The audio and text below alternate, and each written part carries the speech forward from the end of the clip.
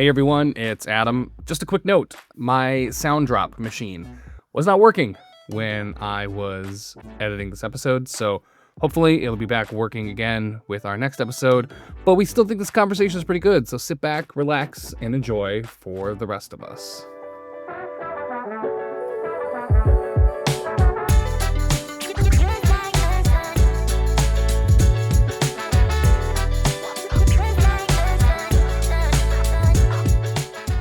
This is For the Rest of Us with Canon Megan and Adam, a podcast about theology, faith, the Bible, and life. You know, for the rest of us.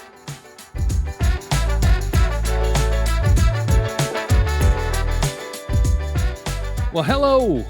Welcome back to For the Rest of Us with the Reverend Canon Megan Castellan. This feels like old hat by now, but you should know that I am not the Reverend Canon Megan Castellan. I am Adam Eichelberger. I work with Megan at the Episcopal Diocese of Central New York.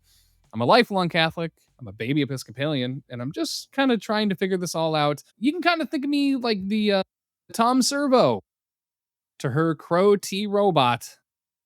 We are just trying to figure out this life through the lens of what we believe in the Episcopal Church. Megan, what do you have to explain for the rest of us this episode? So today I thought we would start another occasional series that I am titling, Why Are We Like This? This series is going to cover American church history, various topics therein, to explain why we are like this. Why did we get this way? It's a pretty dangerous question. Yeah, encompasses a lot. We contain multitudes. So today I thought we could talk about how over its history the American church has raised money, because whereas right now we depend on donations from people in the pews, we have stewardship season every fall, which is what we're in right now. This has not always been the case. And in fact, for much of our history, this has not been the case. So I thought we could talk about that. It's fairly interesting, I think. At least we're going to start off with a really comfortable topic like money. Where is the money from? So, as we said back in the day, the Anglican Communion was an accident, basically. Robert Hunt shows up with the first 4 ships that land in what would become Virginia, in Jamestown in 1607. He says a morning prayer service, and bam, we have what will become the Anglican Communion. It was not on purpose. We just sort of meandered into it. Initially, the church here tried to follow the model of the church back in England. And if you've read a lot of Jane Austen or Anthony Trollope, you know kind of what that was like. You would have a sort of feudal lord with an estate, and one of the jobs of your feudal overlord was to appoint a vicar to what was called the living, a parish church that oversaw this geographical area that was the same as the estate. So it was considered a geographical area. You literally on planting days and harvest days would go out and what was called beat the bounds of the parish. You would do a prayer procession around the border of the parish as a church to bless it. And so the parish was a geographical area, and the money for that support came from the estate. So all of your tenants, your farmers, people who lived on the estate, and the feudal lord contributed to the church. And it was great for the priest because once you were given a living, you couldn't be fired. You were literally installed like a piece of furniture, and nothing could ever sever that.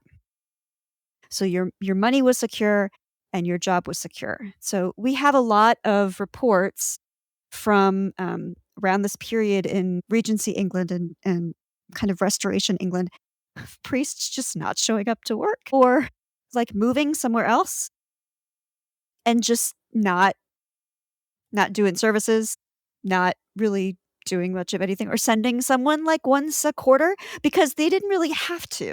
There was, not a whole lot of urgency. And so it was ripe for abuse. But this was the sort of model that the American church at least initially tried to follow. So if you go to Virginia or Connecticut or New York, the early colonial churches, they also established rigid geographical parish models. The first church I served in Virginia Beach is considered one of the first 4 historical parishes of Virginia. You can figure out the bounds of that parish. There were other churches appointed beside it, and the income from that geographical area was dedicated to support of the church by the local colonial government. That was something you could do because initially in Virginia, New York, Connecticut, South Carolina, Georgia, the church was established. Under the colonial government, you had to be a member of the Anglican Church. Some portion of your taxes went back to pay for the upkeep of the church. And so they could do things like, take some land and have it all dedicated to the upkeep of the church. Didn't matter if people actually participated or not.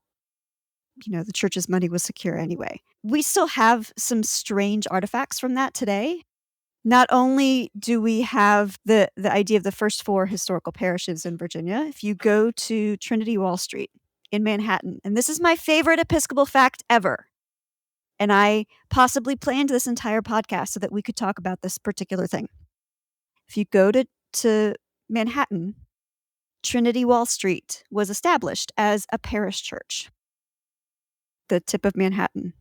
Its parish was all of Lower Manhattan, was initially given 62 acres of land in Lower Manhattan, which back in the day, in the 1600s, not so exciting. But when you consider that they still have that land under all those buildings in Lower Manhattan, that's a lot of real estate income. It's probably worth a pretty penny. Yeah. They sold a lot of it over the years, including a parcel of land that became Columbia University. It was one of the things they did. But we know as of 2011, they still have 14 acres of land in Lower Manhattan. Their rent for this land that they owed to the crown was 1 peppercorn per year, according to their charter document. Peppercorn? Yeah. So apparently a peppercorn was just like either a kind of tiny amount or like a negligible amount of money that you were supposed to turn over just to say that you were paying something. However, Queen Elizabeth II visited Trinity in 1976, and the vestry got a big kick out of handing her a silver bowl filled with 279 peppercorns for back rent. And she thought that was hilarious. Nothing's funnier than colonialism, am I right? It's ridiculous. And so when that land was farmland, Trinity profited from the farming. However, we know that was not initially super profitable because we also know that Trinity had side hustles. One of which, in the 1670s, was that they took out a patent that gave them the rights to any and all shipwrecks on the shores of Manhattan and any and all beached whales, which they still retain. Okay. So if any whale beaches, dies, and washes up upon the shore of New York City, it belongs to Trinity Wall Street Episcopal Church. Does RFK know about that? I don't think he does. I think we should write some sternly worded memos. This man's been interfering with our church property long enough. It was a nice way for them to make money off of some watery Spanish doubloons. Well, I mean, the whale thing makes a lot of sense when you think about it historically because everything that whale blubber was used for. Yeah, free whale blubber, man. Yeah. Also some whale bones you could get for corsets. And some, baleen, that's some good stuff right there. And it's a free whale. You don't want a free whale to go to waste. I have images of Seinfeld, of George. Right. The sea was angry that day, my friends. Yeah, so as of right now, Trinity Wall Street still retains a patent for any beached whale in the 5 boroughs of New York City. That's nuts. Just in case. This land grant system sort of worked fairly well initially, but there were some problems. Namely, in a lot of places, farming was not super successful. We didn't have feudal lords to kind of sponge off of. And also there were some colonies where the Anglican Church was not established. Maryland was a haven for the Roman Catholics. What was the Anglican Church going to do there? And we wanted to have churches there. Pennsylvania was just kind of a free-for-all. And so we had to figure that part out. We had to come up with a different system. Also, we didn't have clergy. We were chronically short of clergy. Part of the reason why Trinity started Columbia and why my alma mater was chartered in 1697 and Mary was to be a training ground for clergy. Up until fairly late, if you wanted to become a priest in the New World, you had to go all the way back to England, do your studies, get ordained by the Bishop of London, and then come back. We didn't have a bishop over here to help you. You were sort of on your own. And another problem with not having a local landowner to kind of keep everybody in line, generally in the colonies, what you had to establish a church, once you got out of the very beginnings of Virginia and New York, churches were established not by any landowner, but by a group of lay people who got together and started to pray and said, okay, we want to form a church. We're going to build a building. Okay, this is our church now. And then sometimes they would get a priest, but they wanted to be in charge of the priest. They did not want somebody sauntering in and being in charge of them forever, taking advantage of them like so often happened in England. And so we have a lot of stories of colonial churches in the New World refusing to install rectors. There's a pretty funny story of, I think in Connecticut, the Bishop of London sent over a priest to be installed somewhere in Connecticut, I think New Hartford. And the vestry occupied the church and changed the locks, boarded up the windows, wouldn't let him in because part of the thing is you have to like be in the building and take possession of it. And they just basically staged a sit-in until he went away because they firmly wanted to be in power and to retain control over their own spiritual lives, which makes sense. And this is how we developed our call system of clergy in the Episcopal Church, is this sort of shift in where the power was between England and here. So this also meant that they weren't relying on the agricultural parish model as much. And so once they moved away from that, they needed to figure out another way to raise money. And the way that they did was pew rent, which you've probably heard of. I have, and I really thought for a long time that this was like a cute little joke, but this No, is it's a not. real thing. This is bananas. Yeah, it's an actual honest to goodness real thing. So it's why if you go and also you can rent pews in more than one church, which is why if you go to colonial churches in like Virginia and New York, George Washington has pews in all of them because it was a status thing. He would just buy up pews. It's kind of like, you donate a brick in a walkway. It's a little like that. So George Washington is just buying pews up and down the East Coast. He's not attending all of these churches all the time.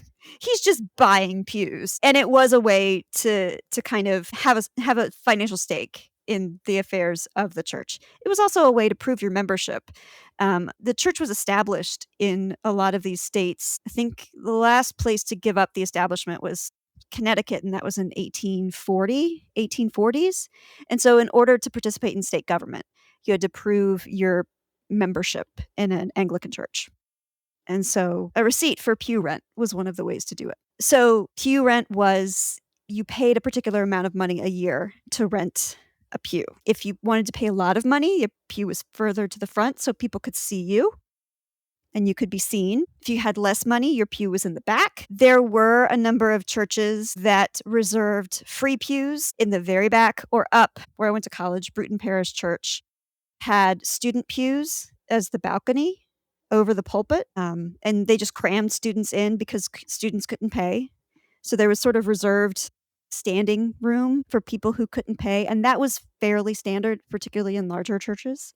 So it wasn't like if you couldn't pay, you couldn't go to church. But the effect of pew rent over a long period of time was to create economic classes within the church because you could tell who was sitting where, and it did stratify the church to a fair degree. And the other thing that continued to happen, agricultural income was still tithed in a lot of places. And I do want to name that included chattel slavery. So particularly in Maryland and Virginia, in places where the church either owned land and profited from sale of agriculture from it, and in other places in the South, we do have records that people tithed actual people to the church who were then sold for the profit. And there's nothing to say about that makes it any better than just absolute evil to pledge a human being to the church.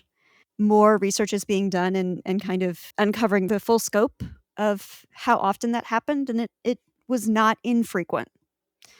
All of which is to say, for as much as I joke about the church, having the right to whale carcasses in Manhattan, there's also a really sordid part of our financial history. And that is, we're bound up in the American story.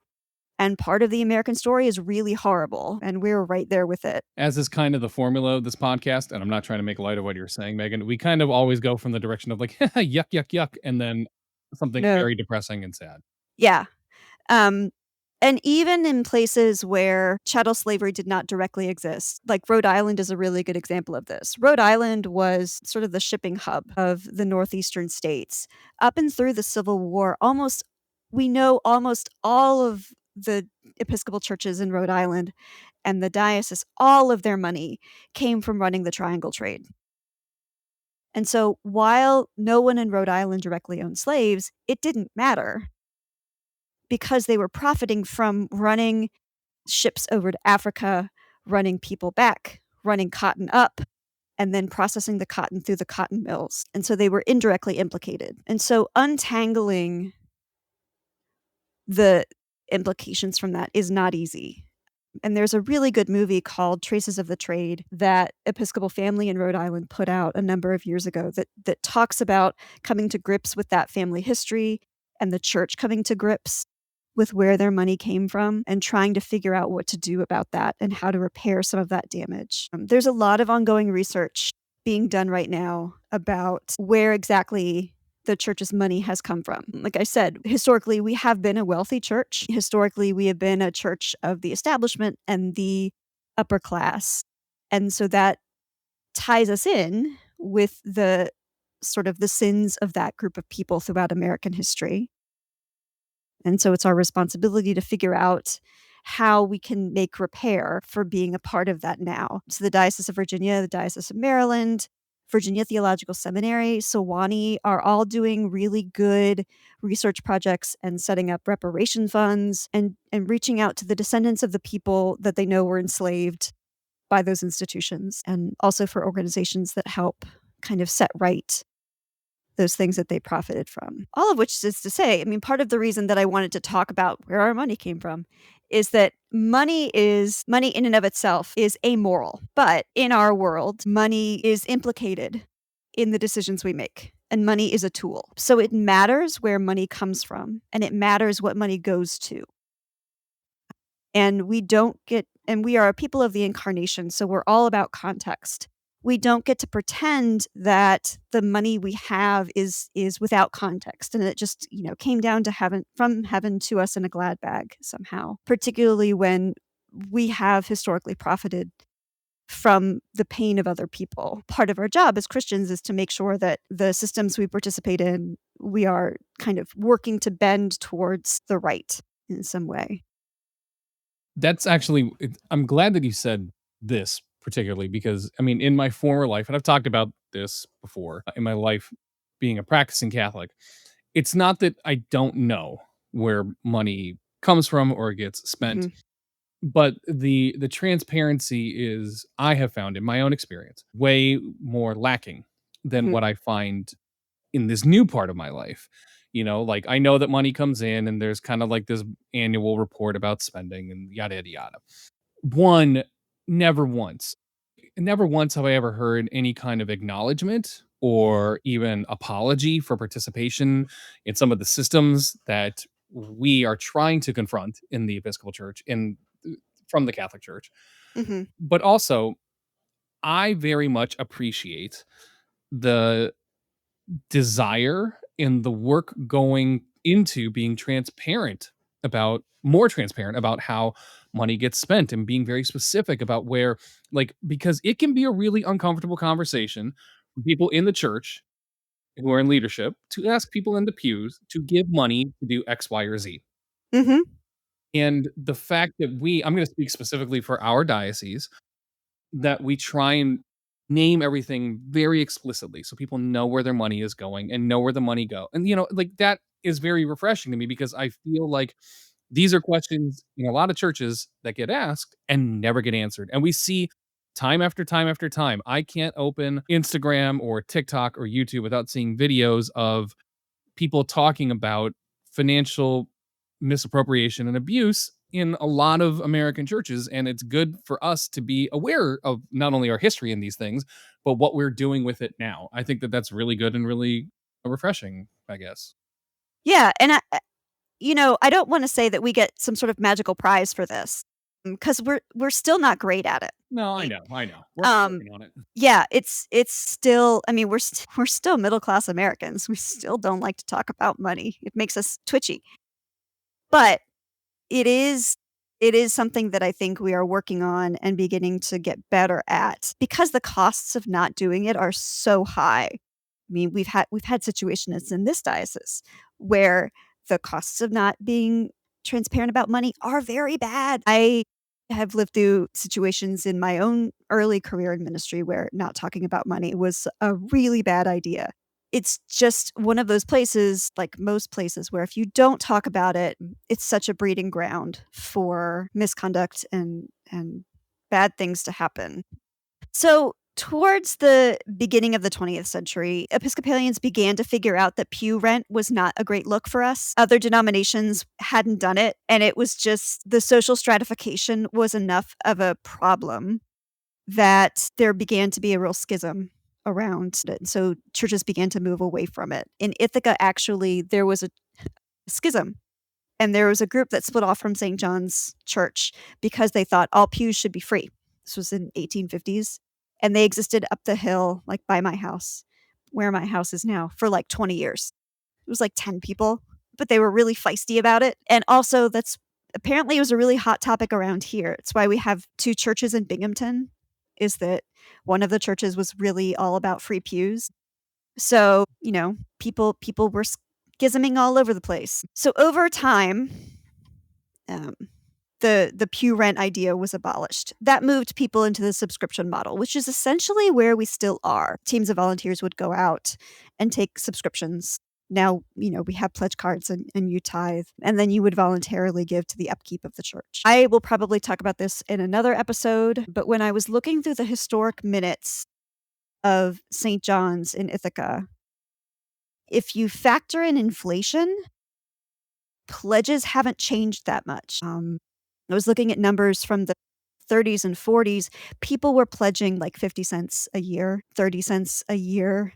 Really not huge amounts, particularly when you consider it's the Depression and nobody has a lot of money. And so it's interesting to think about sort of who is being asked to give, how much they're being asked to give, what that looks like, how much of the burden is being shared equally, and all of that. So that is a short history of where our money comes from, and that's not even touching the pension fund and the weirdness of, some of the stranger Episcopal things that we have. Well, the good news is for all of you listeners is that there is a wealth of weird things for us to talk about on this show when it comes to why are we like this. Mhm. So I guarantee you we're going to revisit, hey, why are we like this Why are we like this? more than once on the show. So hey, what I wanted to ask you listeners is, hey, if there's a weird church thing that you think about, because there's weird church things that I think about, Mhm. let us know. Drop us a line, hit us in the comments. You can email us on our website to ask us a question for something for Megan to answer. Megan, as you know, whenever we sign off for the show, we are always looking for recommendations or suggestions from you because we know because you're a priest, it's not just a good idea. That's an order. Mhm. And Mhm. what we are looking for you is it is the time of year, it's getting cold. Halloween is right around the corner, and I know that some people get weird about Halloween. I like to get weird in a good way. Like I enjoy a good scare Mhm. during October, during Halloween time. So, what I want to know from you is one, are you pro or anti haunted house during Halloween? And two, what is your favorite scare experience that you've had around Halloween? I am pro haunted house. Um, I haunted houses are great. The real ones, not the weird, like, fundamentalist, like, "This is what hell is like" houses. No, no. The real haunted houses, like, stick your hand in a thing of peeled grapes and its eyeballs, like, those haunted houses. My favorite scare experience, I think going with my kids to the haunted house ride at the state fair, and we were like, "Oh, this is gonna be scary, like, we're gonna prepare ourselves." We each parents sit with a kid, and I don't know what it was supposed to be, and maybe everybody was having an off day, but it was a YouTube video on repeat of a skeleton just kind of walking. Then you kind of came back into the light, and we were like, Okay, that's kind of great. Well, I mean, that's a pretty light lift as far as Yeah. haunted houses go. Yeah, we were all, like, braced for this really, like, terrifying, like, borderline traumatizing thing for our children, and, we were gonna do it because they were really excited, and, okay, we were gonna unpack it later, and then it was just like, Not to put my kids on blast on this podcast, but for the last 2, 3 Halloweens, basically since when we were still kind of coming out of COVID, like at the very beginning, and everyone's like, okay, it's okay to do outdoor things again. A lot of the haunted houses, I mean, for those of you who aren't New Yorkers, upstate and Mhm. central New Yorkers like us, haunted houses are a big deal in this part of the world. And a lot of them pivoted to these outdoor attractions, like these like haunted hayride kind of things. And the last 2 or 3 times we've tried with our kids, it was like, especially last year, it was like, "Oh, hey, I gotta go to the bathroom," and then they all went to the bathroom, and then it was like, "I think we should leave." So, I am very pro haunted house, and you have heard it here. Mhm. For the rest of us, as an American institution, is Right. pro haunted house, and you know that, again, it's not just a good idea, it's a order because it's coming from a priest. That's right. Also, don't let anybody tell you that Halloween is unchristian. There is nothing inherently more Christian than dressing up as the worst thing you can imagine, the thing that is the scariest and the worst and the most undeserving, going from house to house to perfect strangers and asking for them to give you something nice, and they do. Even when you look your absolute worst, even though you're scary and they don't know who you are, they give you candy just because you asked. If that's not an act of unmerited Christian grace continuously, then I don't know what is. Trick or treating, by definition, is an inherently Christian thing. And then we celebrate All Saints' Day. So, don't let anybody try and knock Halloween as an experience as unchristian. There you go. Halloween, we are pro Halloween, we are pro haunted house. So you know that is the official stance of this podcast. Friends, thank you so much. Do us a favor. As you're getting ready for Halloween season, hit the doorbell, which is the subscribe button on the way out, but don't ding dong ditch. Don't trick. Give us a treat. Leave us a review.